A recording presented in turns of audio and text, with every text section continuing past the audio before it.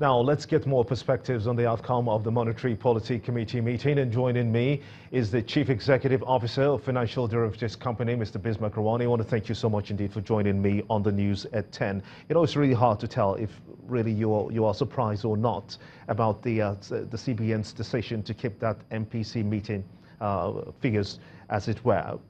Were you surprised, though? No, I wasn't surprised because basically the economy is facing some difficulty.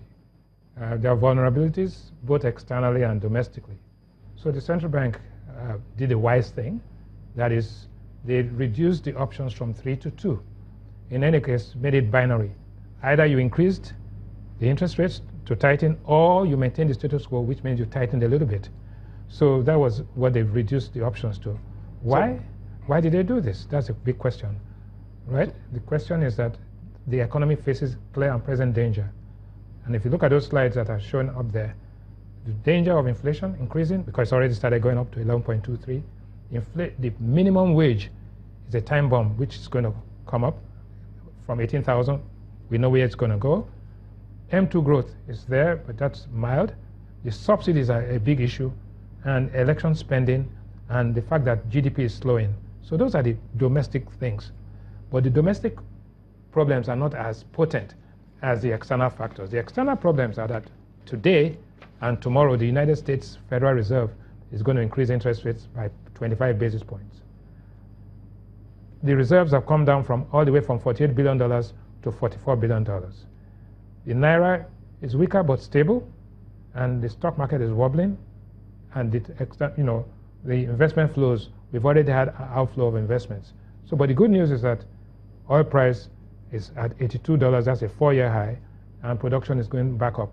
But this is not going to be enough to forestall the outflows that are going to come if, at the same time, they did not do what they did. So then what's the impact on the economy? The impact on the economy is this. GDP growth is going to be 1.7% for the year, as against 3.5 projected by the government and 2.2 projected by the IMF. M2 growth is going to be, that money supply growth is 2.98. It's not going to translate itself into high inflation yet, but by the time you have the minimum wage, the inflation at the end of the year would be at about 13%. There's no question about that. There will be a credit squeeze. People are not lending. What has happened is that loanable funds have become price inelastic. Whether you take the interest rates up or bring them down, they are not lending. The reality is that in that case, you are going to resort to intervention mechanisms, which the central bank is talking about. And lending rates will remain high. And, it talked about 28%, 30% lending rates, which are not sustainable. But more important... So does that, in effect, means that we're going to be running a stagnant economy? Absolutely. Stagnant to slowing economy. In fact, debt service as a percentage of revenues of the government is going to be very high. So what you're going to see is that the open market operations, you're going to see rates move higher in the open market operations. So effectively, you will see higher interest rates.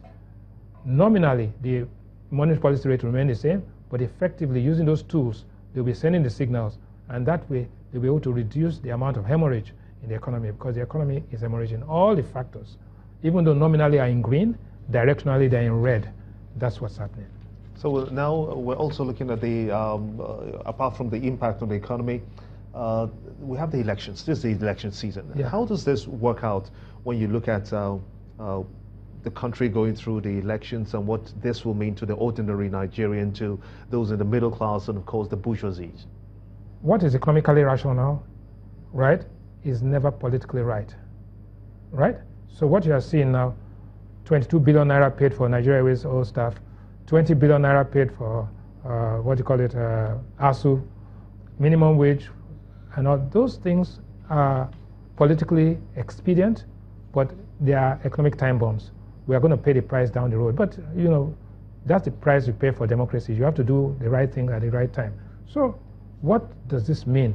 What's the impact of this on, there are 3 categories of Nigerians. One, the working class, which we call here struggling and smiling. The 4 parameters for this working class. Domestic food prices are higher, unemployment is higher, house rents are going to be higher, and medical bills are going to be higher. For the middle class, these guys are down and out, everything is flat, but the most important thing is that their medical bills are going to increase. For the affluent who have the money, all the parameters are also red. So it comes back to, if you look at the food basket, which affects every Nigerian, there are 7 items here. Of the 7 items, 2, the prices came down, palm oil and yam because of the season. But all the other items, tomatoes, garri, rice, flour, and beans, all went up by a range of 20% to 58%. These items come from the middle belt, which is affected by the herdsmen and the crisis, and that is where the problem is. It's a major concern for us in the country. In the end, you know, you're between a rock and a hard place. You've got to take the least of all evils. It was a wise decision, bold decision, and it's going to be better off. Now the outlook is that the MTN saga will be amicably resolved. This was not in the communique, but it came on a question and answer. That has hurt the stock market, hurt our flows. If you can stop that, then it will help, because that was an unforced error. That's a good place to let it rest. I must thank you so much indeed, the Chief Executive Officer of Financial Derivatives, Mr. Bismarck Rouani, for sharing your thoughts with us on the MPR of the Central Bank of Nigeria. Thank you for having me.